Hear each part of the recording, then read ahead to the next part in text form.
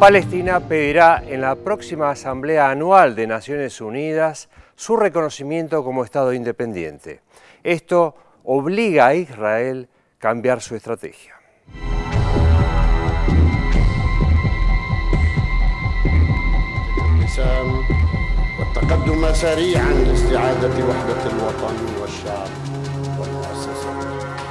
Desde que Fatah y Hamas, las dos principales organizaciones políticas que representan al pueblo palestino, alcanzaron un acuerdo en mayo de 2011, dejando atrás 5 años de enfrentamientos, el pánico se apoderó del gobierno israelí.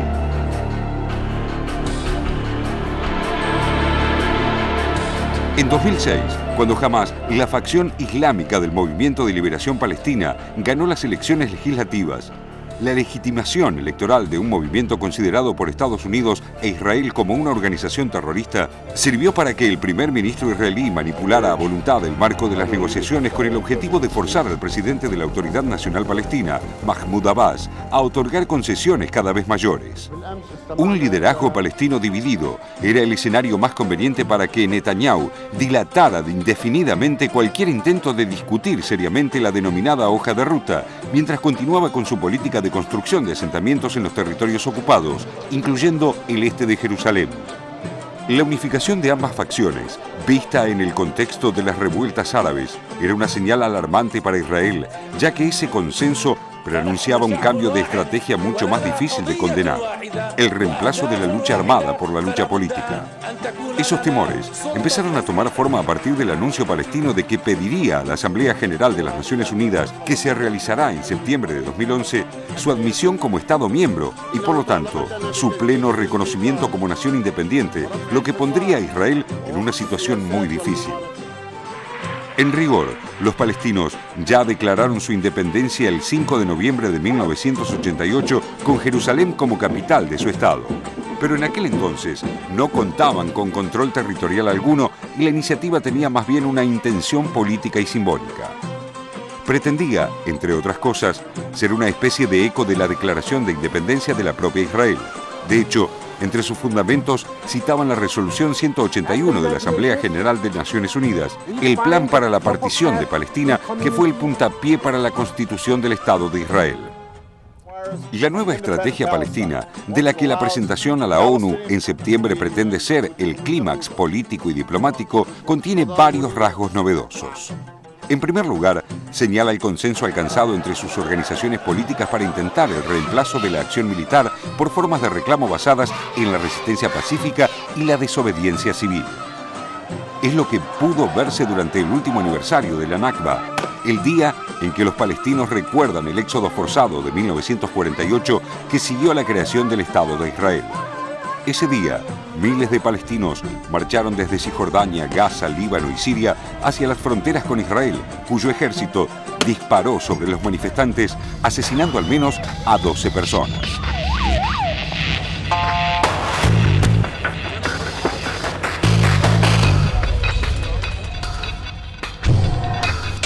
El reconocimiento por parte de la Asamblea General de las Naciones Unidas de Palestina como Estado independiente pondría a Israel no ya en el plano retórico como en la actualidad, sino a nivel legal, en el rol de potencia colonial, un lugar insostenible, muy parecido a la Sudáfrica del apartheid, lo que podría convertirla en un paria internacional.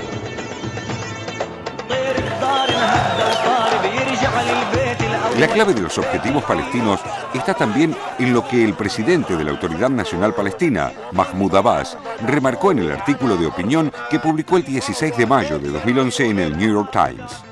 La admisión de Palestina a las Naciones Unidas prepararía el terreno para la internacionalización del conflicto como asunto legal y no solo político.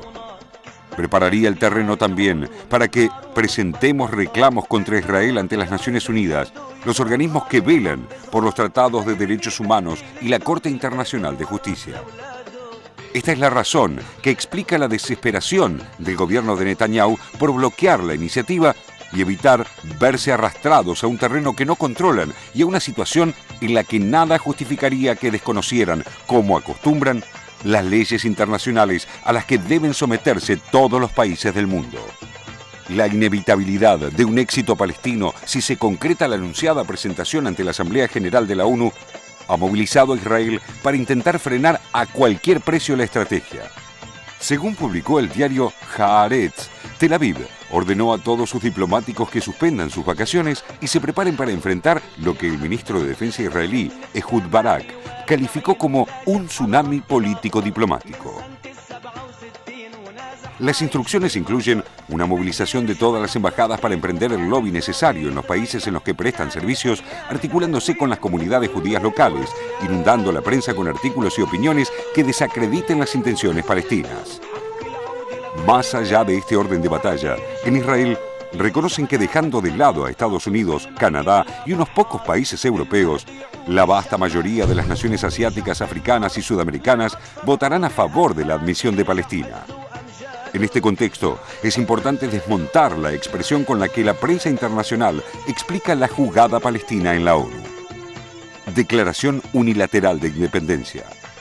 Se trata de un oxímoron.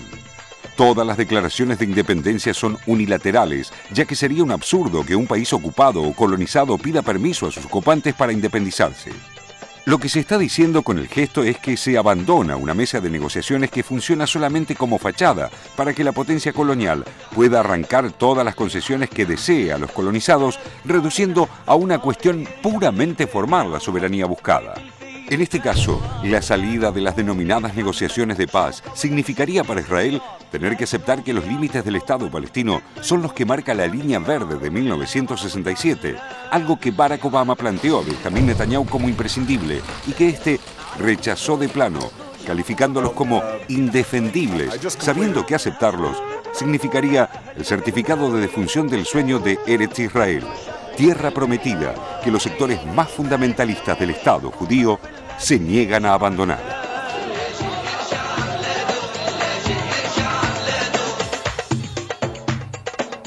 Claro, el planteo del cambio de escenario abre una serie de interrogantes, ¿no? Porque cambio de estrategia de Israel, prácticamente obligada ante este hecho, ante esta apertura de debate en septiembre en Naciones Unidas.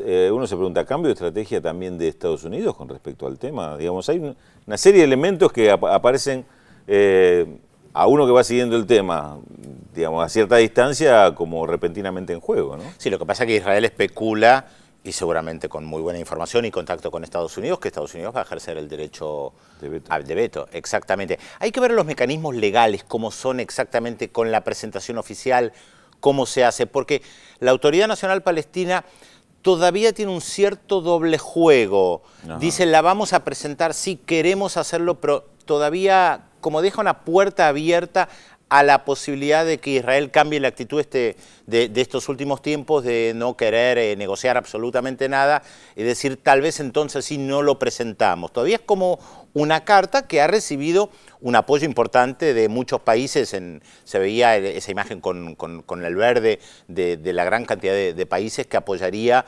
la resolución en Naciones Unidas de Palestina como Estado independiente. Lo que pasa es que también después está el tema de las fronteras. Esto es parte de lo complicado, porque esto lo hemos dicho en muchas oportunidades. Israel avanza sobre los territorios palestinos como si fuera un Pac-Man.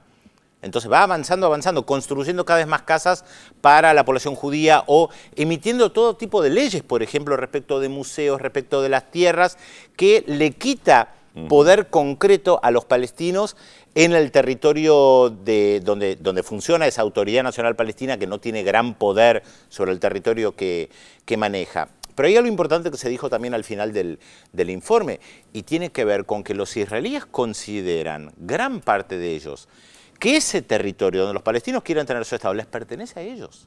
Y acá hay una diferencia con el colonialismo clásico. Cuando los británicos ocupaban la India, no decían que la India les pertenecía. O cuando los franceses ocupaban gran parte del planeta, no decían que ese territorio les pertenecían. Sí. Lo ocupaban, buscaban materia prima, recursos naturales, todo tipo de cosas. Pero en algún momento lo tuvieron que abandonar, sabían que no era propio.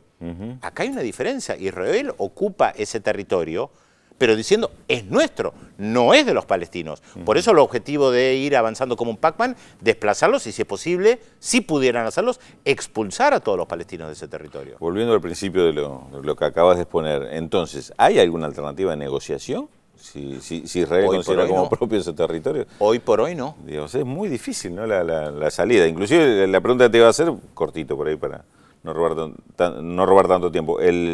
Cuando Obama plantea esto del reconocimiento de la línea verde, lo hace sinceramente porque confía en... No dice exactamente eso Barack Obama, también lo hemos mencionado más de una oportunidad. La línea verde que se menciona en el informe tiene que ver con las fronteras del 4 de junio de 1967, sí, antes de comenzada la guerra. Sí. Es lo que dice la resolución 242 de Naciones Unidas, que Israel se tiene que retirar justamente a lo que era la línea verde, antes, sí, de comenzada la guerra, y abandonar los territorios que ocupó durante la guerra. El problema está que Estados Unidos, en todas las negociaciones que está llevando adelante en este último tiempo con palestinos y israelíes, no toma la resolución 242 como base de negociación, que sí quieren los palestinos. Los palestinos insisten mucho en que se tome como base de cualquier negociación resolución oficial de Naciones Unidas, del Consejo de Seguridad de Naciones Unidas de noviembre de 1967. Insisten en eso. Israel no quiere, Estados Unidos tampoco. Sí, bueno, septiembre, pero quizás haya novedades antes. Hay que ver, claro. Bueno,